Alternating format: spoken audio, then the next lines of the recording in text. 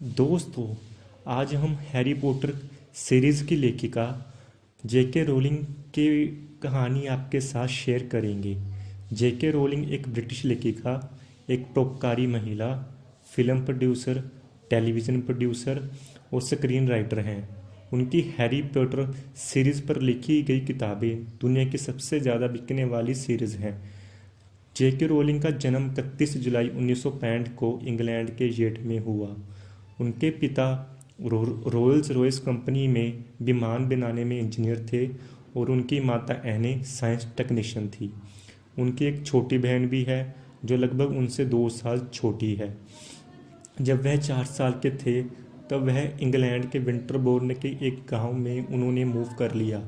जब वह छोटी थी तो वह अक्सर फैंटेसी कहानियाँ लिखा करती थी और अपनी छोटी बहन को सुनाती थी।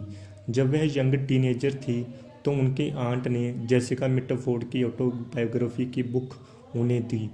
तब से मिटफोर्ड उनकी हीरोइन बन गई और रोलिंग ने उनकी सारी बुक्स पढ़ी। रोलिंग ने कहा था कि जब वह उनके टीनेजर ईयर में वह इतने खुश नहीं थी। उनकी मां को मल्टीपल स्क्लेरोसिस की बीमारी थी और उनके पिता के साथ उनकी अच्छी रिलेशनशिप नहीं थी। रोलिंग ने बाद में यह भी कहा था कि जब वह 11 साल की थी तो खुद पर उन्होंने हारमोनी ग्रेंजर का चरित्र आधारित किया था। रोलिंग ने अपनी schooling Saint Michael primary school से की है और उन्होंने अपनी दूसरी schooling Wyedean school and college से की, जहां उनकी मां साइंस डिपार्टमेंट में काम करती थी। रोलिंग ने यूनिवर्सिटी ऑफ एक्टर्स से फ्रेंच में बीए 1986 में कंप्लीट किया। उसके बाद रोलिंग ने एमएसटी इंटरनेशनल में रिसर्चर और बिलिंगुअल सेक्रेटरी के तौर पर लंदन में काम किया। उसके बाद उन्होंने अपने बॉयफ्रेंड के साथ मैनचेस्टर में मूव कर लिया, जहां पर उन्होंने चैम्बर ऑफ कॉमर्स में काम किया। 1990 में उन्होंने एक बार मैनचेस्टर से लंदन तक का सफ़र तय करना था, पर उनकी ट्रेन 4 घंटे लेट थी। तभी उनके दिमाग में एक यंग बॉय की कहानी आई जो एक जादू स्कूल को अटेंड करता है। अपने घर पहुंचने पर तुरंत ही उन्होंने इसके ऊपर लिखना शुरू किया। दिसंबर 1990 में रोलिंग की मां की 10 साल के मल्टीपल स्क्लेरोसिस नाम की बीमारी से सफ़र करने के बाद मृत्यु हो गई। रोलिंग उस टाइम हैरी पॉटर लिख रही थी। उन्होंने कभी भी अपनी मां को इस बारे में नहीं बताया था।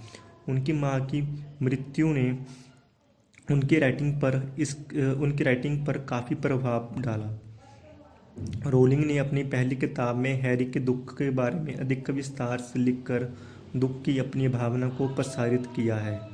उसके बाद रोलिंग ने पुर्तगाल में मूव कर लिया, जहां उनकी मुलाकात एक टेलीविज़न जर्नलिस्ट जॉर्ज अरेटेस से हुई।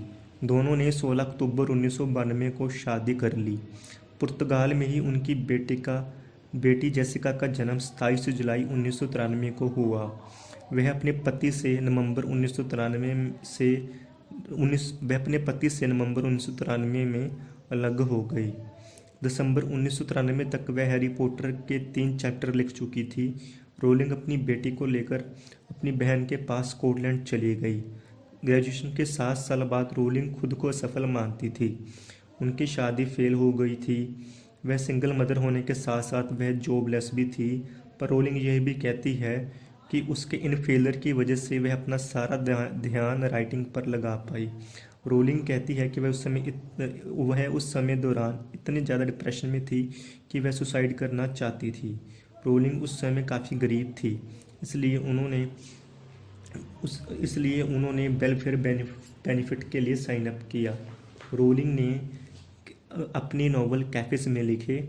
स्पेशली उन्होंने अपने ब्रदर इन लॉ के कैफ़े में अपने काफ़ी नॉवल लिखे। उसका कारण यह था कि वह कॉफ़ी पीने के साथ साथ वह अपने नॉवल लिखने पर काफ़ी फोकस कर सकती थी और अपने बेबी को वह वॉक करते करते सुला सकती थी। साल 1995 में रोलिंग ने हैरी पॉटर और फिलोसफर स्टोन की मैन्युस्क्रिप्ट एक ओल्ड स्क्रिप्ट राइटर पर टाइप करके फिनिश की। यह बुक छपने के लिए 12 पब्लिशर के पास गई, लेकिन सभी ने रिजेक्ट कर दिया। 1 साल बाद finally Bloomsbury publish house London ने उसे छापने का फैसला किया। उन्होंने रोलिंग को इसके लिए 1500 पाउंड एडवांस में भी दिए। इस पब्लिश हाउस के इस बुक को छापने का कारण यह था कि इस पब्लिश हाउस के चेयरमैन की बेटी को यह बुक बहुत ही पसंद आई थी।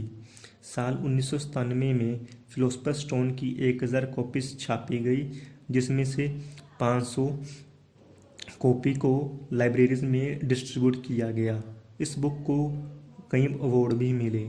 इस बुक को साल 1998 में यूएस में भी छापा गया, वहाँ पर भी इसको सफलता मिली। इसके बाद इसके 6 संस्करण और रिलीज़ किए गए।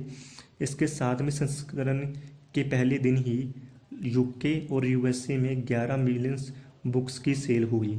किताबों की सेल्स ने कई रिकॉर्ड तोड़े। साल 1998 में वार्नर ब्रोस ने इसके ऊपर फिल्म बनाने के लिए इसके राइट्स भी खरीदे। साल 2000 में ब्रिटिश बुक अवार्ड्स में जेके रोलिंग को author of the year award से भी नवाजा गया। साल 2004 में फोर्ब्स ने उन्हें फोर्ब्स बिलियनियर की सूची में डाला। इसके अलावा वह the casual vacancy, common strike, black book जैसे नोवेल भी लिख चुकी हैं। अगर आपको हमारी ये वीडियो अच्छी लगी हो तो इसे लाइक करें, शेयर करें और हमारे चैनल को सब्सक्राइब करें। धन्यवाद।